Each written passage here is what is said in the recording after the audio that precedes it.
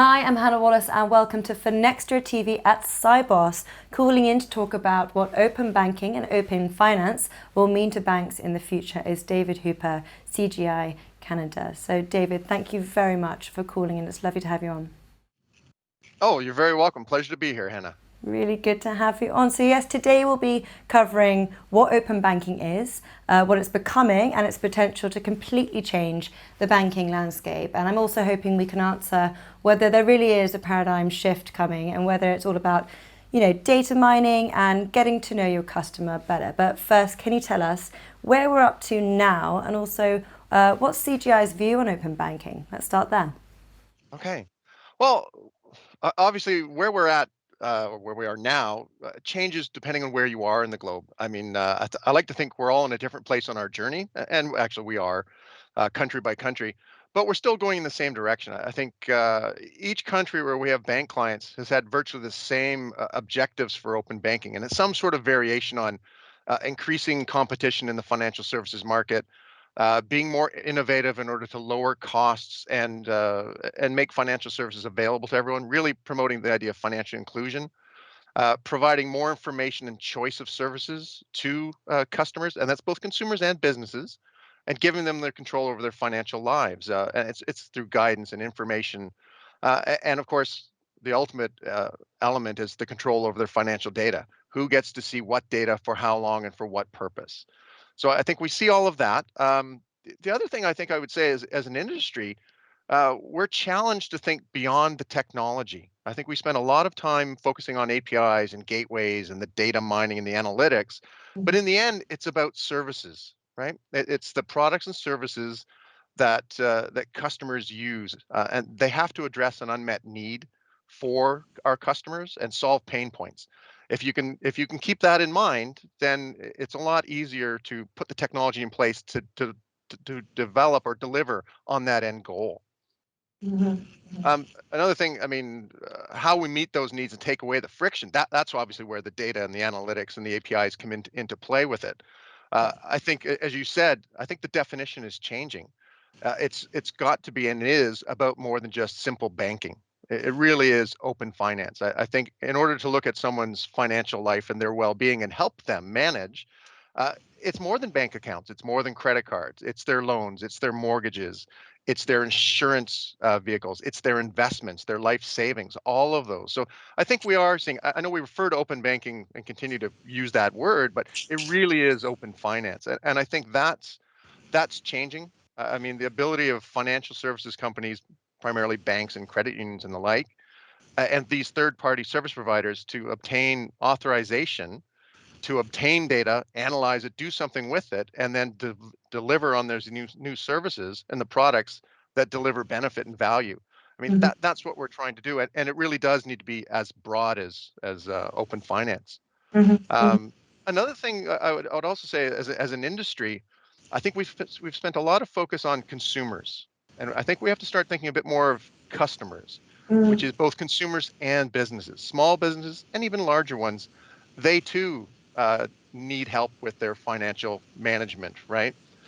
So I think we have to stop saying consumer and open banking, those two phrases. It's open finance and it's customers. Sure, sure. Well, thank you so much for bringing us up to date and setting the scene for us there. You've really painted the picture for us. So yes, the million-dollar question then, where do we see open banking going for the future then? What about that? Yeah. Well, I mean, I'll backtrack for a second. I think we've still got to understand that there's two components to it. I mean, once you have access to accounts and data, well, what do you do? And there's really two types of activities. There's the data activities, and it's not to say that you do one or the other. Both will take place. You choose how you want to participate, but with data activities, I mean, that's the collection of data, the aggregation of it, the analysis of it. But I think the more important one, and the one we probably talk less about, certainly in the media, are the account activities, the idea of account mobility. Once I've got all this information and I've determined what's going on, what do I do next? How do I help you take that next step? And that's where we look at how do we help you sign up for a new product or service, or switch providers, or change the way you make payments. And that opens up where we go. And this leads into the paradigm shift that you mentioned. I mean, we're quite quite happy to talk about this paradigm shift that's coming because I truly think it is, and it's real. And it's a distinction between the way banks approach the market, and we refer to it as products versus channels. Typically, a bank produces its own products and sells it through the 4, 5, 6 channels that it has: online, mobile, branch, what have you. As we see open banking expand, the future is really about what products are needed. Do I have to develop them, or can I get products from other sources, third parties, fintechs, what have you? And can I push those products into my channels? Or the flip side of it is, can I sell my products through different channels outside of my direct control? And it's that split. And do you want to continue producing products, or is it more cost effective? And do you get better products by getting them from other sources? Sure. Do I want to be a distributor? Do I still want to maintain channels, or will I use others? And that changes it. Or you could be a hybrid between the two, where you take some products are your own, some are from other outside sources, and you use both your internal and external channels. So it expands your capabilities to serve customers, and also the way you can reach customers. And it goes hand in hand with, I mean, as we said, that the idea of the data and account activities. We keep talking about, or we see it often written about read and write access. An old-fashioned term. I don't like it. I prefer to look at it more as it's the ability to take that next step, right? If a customer wants to sign up for something, how do we help them do that? It's not just here's the best mortgage rate for you. It's how can I make it easy for you to sign up or apply for that mortgage? How can I make it easy for the bank, whoever it is, or a third party, to adjudicate what you're doing? So we've Sure. got this opportunity under open banking to, I mean, the threat is always that we'll break up the value chain, and that's not necessarily a bad thing. We may not have the same relationships with our customers as we go forward.